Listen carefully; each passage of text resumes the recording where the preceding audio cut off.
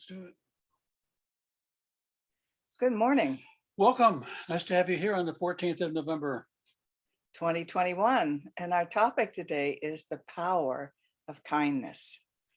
And I'm going to start with a reading by Ernest Holmes, our founder. And he says, the Bible tells us the real self of each of us is Christ. I'm going to do a little aside here. You know, Christ was not Jesus's name. His name was Yeshua ben Joseph, Jesus, the son of Joseph. But we decided later he was the Christ, the anointed one, because he brought so much light to the world.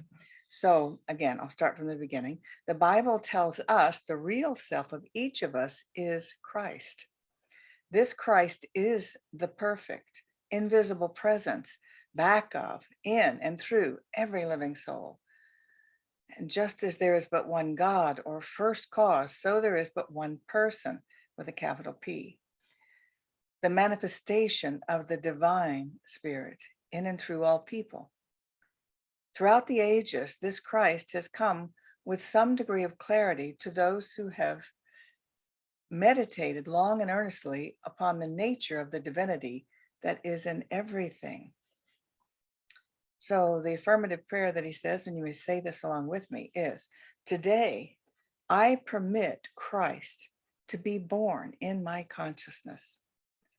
Today I realize that Christ is the universal person, appearing through every deed of goodness, truth, or love. As I unveil the Christ in my own nature, I know that the countenance of the same Christ will be revealed to me through others. I enter into my divine inheritance through the recognition of my union with the Supreme Spirit. We must understand the Christ is not a person, but a principle. As the human gives way to the divine in all people, they become the Christ. And so it is, isn't it? So as we talk about loving kindness today, we are talking actually about practicing that Christ principle of loving kindness to all of life. And we mean other people, but we also mean our planet, loving kindness to our planet, our animals, all of the kingdoms of life. True. ETs, should you encounter any? They're also life. We haven't encountered any, but We don't know. Something's flying those saucers around up there. I've seen some very tall people that I don't know. That could That's be not ETs, sure. yeah. I'm not sure. So Bob had a real experience, a real opportunity this week to practice kindness with strangers and to also reap the benefits.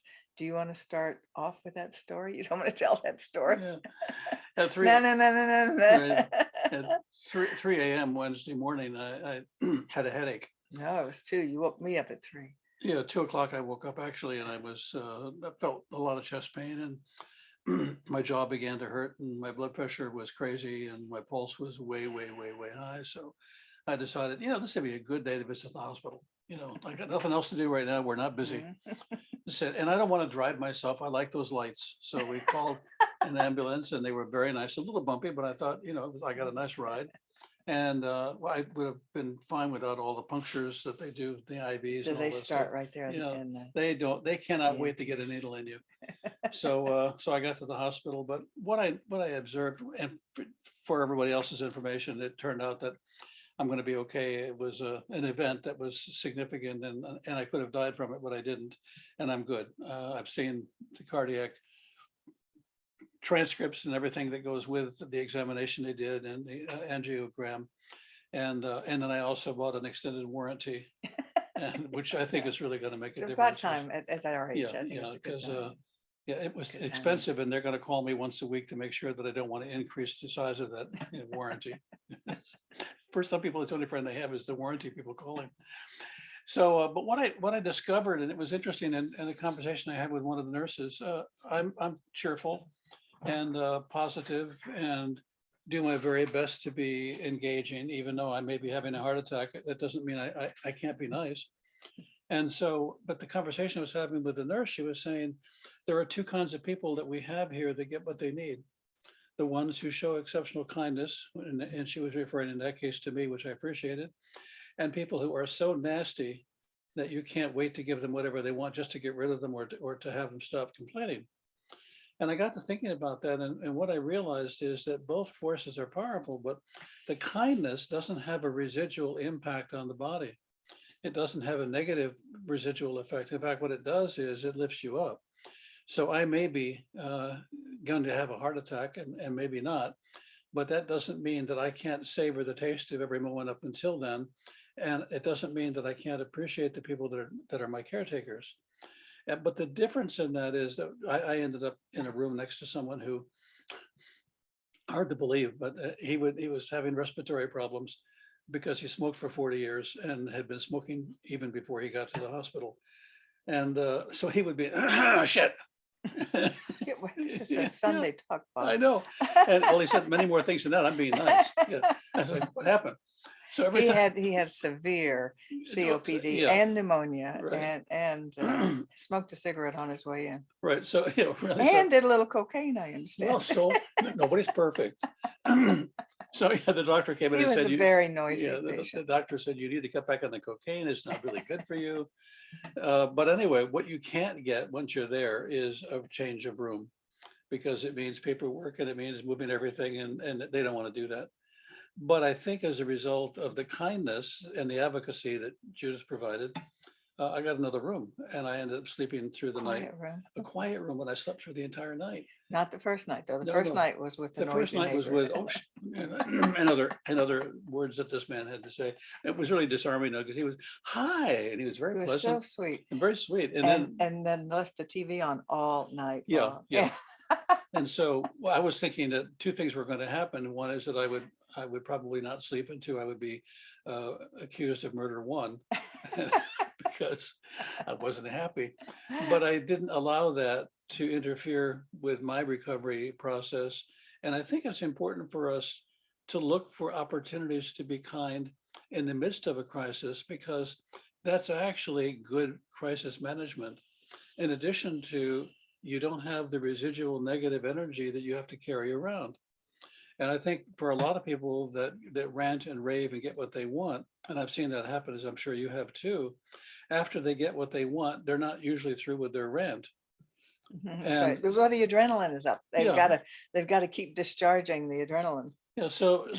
And you know that it may not seem like a worthy topic for a discussion today, but I think being kind is a topic that needs more attention. Well, it is a good topic for discussion today. Do you know who Pema Chodron is? She's a Buddhist monk and has done a lot of writing and teaching. She has a quote that says, "Practicing loving kindness illuminates the darkness of difficult times." And I think many of us have seen that during this COVID and an on and off pandemic. You know, when kindness is extended, it just helps the difficult times. And I found that everywhere in the hospital. I asked myself, have they changed policies around here? Because everybody that I saw in the hall anywhere was so helpful. If I looked at all lost or didn't know where I was going, they would ask me if I needed help and give me directions. There wasn't a single person that wasn't just as helpful as they could be. It was almost like, are they getting points for Yeah, being nice to family members? You the know, because housekeeping person came in who knows nothing about medicine, and she was assuring me that I was going to be fine. And, and I thought, how much better to be assured I mean, that was better than her looking at me and shaking her head. You know? When they made rounds, they came in with two doctors, and the doctor said in a very formal way, "So, sir, what brought you to the hospital?" And I said, "Well, actually, I understood that they were giving free massages, and that was my hope." And everybody broke up and laughed, but it changed the tenor, it changed the energy. So part of the kindness we show changes the energy around us. yeah, they all lighten up. Yeah, exactly.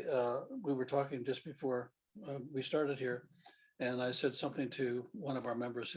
I call her the rainbow person, and she smiled, and that just changes everything. there was a kindness in the air that I could feel. I said, oh, that is so nice. And whatever that, Why do you call it the rainbow person? because she has a rainbow on every time when she shows up on Sunday. Oh, one of the people that here. Yeah. Oh, I okay. can't name names here because we're Oh, recording I this. know who the rainbow person Yeah, is. Yes. okay. So she has her own personal rainbow. No wonder she's happy. She got her own rainbow. Most of us don't get a rainbow. I thought you were talking about a nurse. No, I digress. But but this kindness is just such a critical factor. And I guess the question I would ask each of us to ask ourselves is there room for kindness in what I'm doing right now? Is there an opportunity for kindness that I haven't explored, that I haven't expressed? Is there a way I can show kindness towards myself? Because one of the things that I discovered too, being in the hospital, is that I was started off being very critical of myself, like now what's wrong? And this body of mine is not doing exactly what it's supposed to do, and I've given it good instructions. And but what I've had to do is to say thank you. Thank you, heart, for doing what you do. Thank you, body parts, for agreeing to work together. And thanks all the parts that are keeping me alive for doing that. And when you have that conversation, there is a conversation that's happening at the cellular level. And at the cellular level, there's a kindness that's going on that the cells all recognize too. Yeah, All you have to do is frown when you're in a conversation with somebody, and you can watch their response. Mm. And I don't mean by that you should smile all the time and be happy all the time. What I've learned is you have to express your authentic feelings, at least know what they are. And if you can express them, express them. But that doesn't have to be all that's going on with you. Well, I want to share our reading and then share my experience of this. It says that a daily practice for keeping the life force flowing is to take a walk for the purpose of blessing people. That's all. Everyone you encounter, bless them. And as you do this, you become energized because you've been letting God's energy flow through you. So that's written by Evan Hodgkins. I have no idea who that is, but I would like to share my experience with my walk this morning. And I recognize, because we're thinking about loving kindness and the power of that. And I realized that I approach strangers with a kind of defensiveness. I don't know you. I don't know who you are. And so I just kind of ignore them. And I realized today, as I would then turn my attention to consciously blessing them, silently, of course, what a difference that made. And I realized, I said, oh, I know where this defensiveness comes from. Do you remember being a kid? I'm sure I'm not the only one, but particularly when we moved and made big moves and suddenly everybody was a stranger. And the first one was when I was about 9 years old. The kids were mean, and they would find things to tease you about, pick at you, pick on you. I remember my father giving us lessons in names to call them back, which was not very helpful. But nevertheless, he was trying to help us defend ourselves because kids are cruel. And then the next big move I had, I was almost 13. I was 12, almost 13. And again, everybody was a stranger. And they would, they did not greet you like the neighbor next door, although some of them were neighbors next door. And so really for 5 years, I never felt like I belonged with all those kids that I ended up going through junior high and high school with. I just never felt I fit in or belonged. And so the way I protected myself was to stand back, stand up, don't try to fit in or mingle. And the lunch hour, I didn't even go to the lunchroom. I'd stay and find a room and study. And I realized I'm still carrying that with me. Interesting. I'm very friendly with people I know. I'm sure with our church members and whatnot. But if I'm in a room of strangers or I'm walking and there's strange people, I tend to just ignore them. So I'm going to change that because it's all for self-protection. And I don't need to protect myself anymore. I'm going to just do this practice of silently blessing them and then let the energy of the divine flow through me to them. You probably heard the Leo Buscaglia story where Leo meets a woman Yes. and on the grounds of the college, He met her in his classroom. She was a student. and he told her who he was, and she said, "I don't know you. You're a stranger." Oh, I'm sorry. Yes. I screwed you. Sorry, Don't do sorry. that again. Go ahead, start all over. She does that. Kindness. Okay, kindness. Be kind Could to be you. kind I'll of- be kind to you. Shut up. Kindly. So he meets her out in the quadrangle. That's what I remember. And she says, "I don't know you. You're a stranger." And he tries, and she He walks tries away what? to meet her. And she's, to meet her. I don't know exactly all of what he tried, because he was well known for trying. And, but he tried to get to know her, and she was like, I'm not meeting you. I've not been introduced to you. You're a stranger. He was a professor. Yeah. And thank you for sharing that. And so the next day, he saw her again, and he walked up, he says, "Hi." And she said, "Look, you're a stranger." He said, "No, I met you yesterday." It's so good. Well, the backstory to that is, I don't remember what class he taught, but he had a student who was very silent. She was just very quiet all the time. And he found out one day that she didn't come back to class. She had committed suicide. Mm. And he was so devastated by that, because he kept asking himself, what could I have done that might have made a difference? Could I have said anything to her? Could I have been kind to her? I just feel terrible that she was in my class. I didn't say anything to her, and now I can't. She's gone. And he vowed then, from then on, to show everyone love. Everyone he met, he started being called Dr. Love, I think, Mhm. because and he would just cause riots on airplanes because he was so effusive with his love for He would everybody. say, "Let's have a party." And they would have a party on the It's a airplane. love party. Yeah, that's right. But I think that's a great lesson for us. It didn't kill him, it didn't hurt him, and it certainly did help a lot of other people, but it also helped him. It did, yeah. I saw a woman at the restaurant recently, and at the outdoor restaurant, and I was walking by, and a baby was crying, and she was obviously frustrated. And the baby had been crying on and off. I could hear it from, and so she was doing everything she could. And so I walked up and I looked in and I said, "How old?" And she said, 3 months." And I said, "So is it a rental?" And she said, "What do you mean?" I said, "Is this a rental or a short-term lease?" And well, she broke up laughing, and you could see the energy change, and the baby stopped crying. Oh, And because her he stress, responds to her stress. right? Well, I think it was to me, but no, but Oh, you think he was responding to he you? looked, he said, "That guy's funny." Yeah. No, I'm quite sure it was her change of energy that he was picking up on. He was frustrated, then she got frustrated, and that's contagious. So we don't realize there's a kind of meta communication that goes on when we're unhappy and we're miserable. And you've seen this. You see somebody walking, you think, "Whoa, that person's not very happy." They walk unhappily, they move unhappily, they speak unhappily, and I don't know why the world is not happy. Well, clearly you set the stage for what's going to appear on that stage. Exactly. I bet you got some more I've quotes. got another quote I about knew it. kindness. This is by Adam Hamilton from a book called Revival. And he says, "We are never more like God than when we are giving selflessly to others.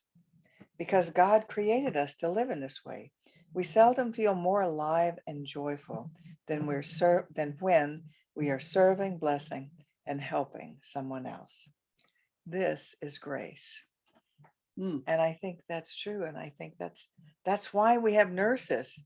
They are the most hardworking group of people I've ever seen. I mean, they were just always in a hurry, to get all their work done. But they said to us numerous times, "Well, this is why we do this. This is what we signed up for, is helping people." And although we've lost so many of them due to the stresses of the pandemic. So what if what we signed up for was to demonstrate love and kindness?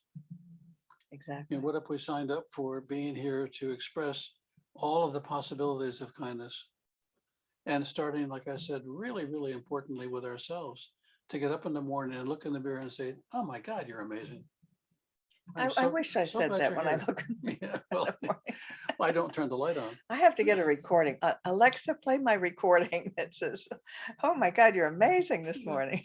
No, the trick is you go in the bathroom, you don't turn on the light, you look in the mirror and you say, you're amazing. You And then- look fantastic." That's right. And then if you feel like it and you want to take the risk, then you turn the light I like that. I like that. on. Well, and I think I like should- that you start out of the darkness and end up in the light. Yes, I have another quote here that brings up something that Bob and I were talking about, because when you have an event like this week, as people who've learned to use the science of mind, which is to visualize and pray on and think about what you want to have happen in your life, and we believe that that helps bring that about. Life always has surprises, and we don't get everything we want. And a lot of times our people kind of get into a funk when they have surprising setbacks or things that they weren't, they go into, what did I do to create that? What have I done wrong? And I think that's the wrong question. So this a quote from Robert Raines really, I think, puts all this into perspective. He says, to go with the flow of your life is to live without a map. To be vulnerable to having your plans changed, your heart broken, your dreams unfulfilled. It is to trust that God is in the rapids of change as well as in the rocks of continuity. The rocks of continuity, excuse me, can be rooks sometimes. It is being able to stop digging your heels in against the tide of tomorrow. It is exercising a suppleness of spirit in which you respond to the nudgings and promptings of grace, moment by moment, day by day, in a kind of lovemaking with life. It's Isn't that beautiful? I would highly recommend for this lesson to be brought home even more powerfully is to, you can't go to your video store anymore, but you can probably get it on demand and watch Moonstruck. Moonstruck, the movie Oh Moonstruck my with God. Cher. And the And, part I'm thinking in particular of is that Cher has been invited to his bed by Nicolas Cage. And she's saying, no, no, no, no, no. And then because you don't take those kinds of risks, that's not who I am, that's not what I do. But she's obviously attracted to him and wants to. But he says, love is messy. There's nothing about this life that is It going ruins your life to be in love. Yeah, right. And it was so beautiful. I mean, you get done. She, of course, went to bed with him. Because why wouldn't you, after that kind of beautiful honesty about life isn't perfect and beautiful all the time, unless you understand that it's beautiful in the way it unfolds, however that happens. You have to be prepared not to have it happen a certain way. What he's also saying in the quote you just read is, there's no time that's a good time to have a tantrum because you didn't get what you wanted. Right. And we do that. We do Right. sour grapes. I treated, I don't know what's wrong with me. I tried really hard. I must be the way I did it. And or somebody else will unfortunately say that Or to you. is God punishing me? Yeah.